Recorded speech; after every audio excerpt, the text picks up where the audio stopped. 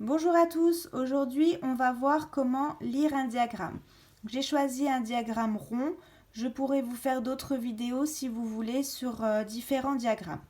Donc on va commencer par les points de base qui sont le cercle magique, les mailles en l'air, une bride, une maille coulée et une maille serrée.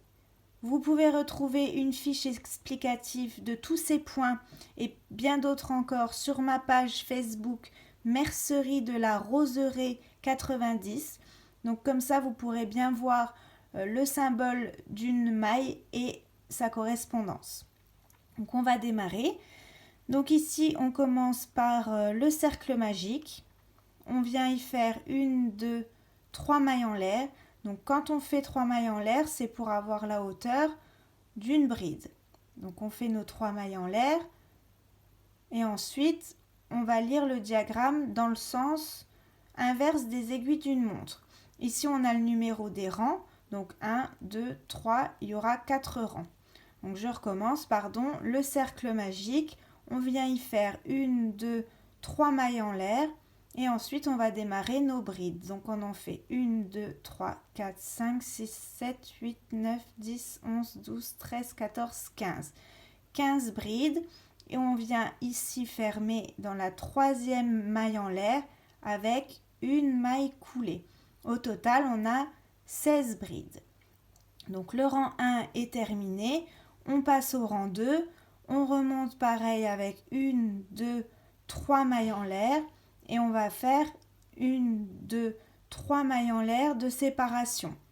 En tout, ça nous fait 6 mailles en l'air. 1, 2, 3, 4, 5, 6.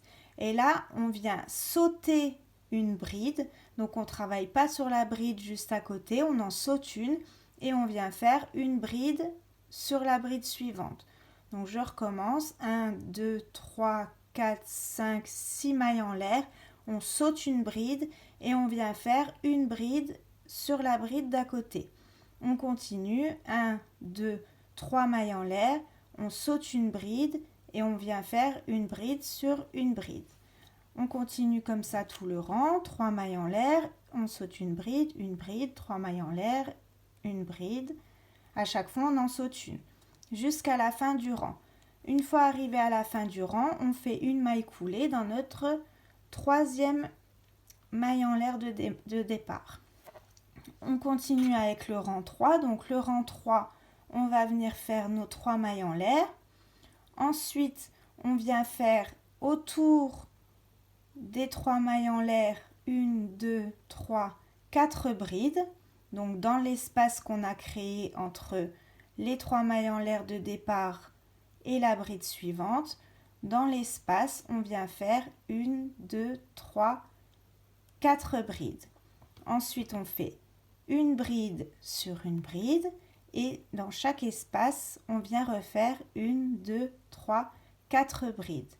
Une bride, dans l'espace 4 brides, sur la bride suivante une bride et ainsi de suite et on fait ça tout le rang.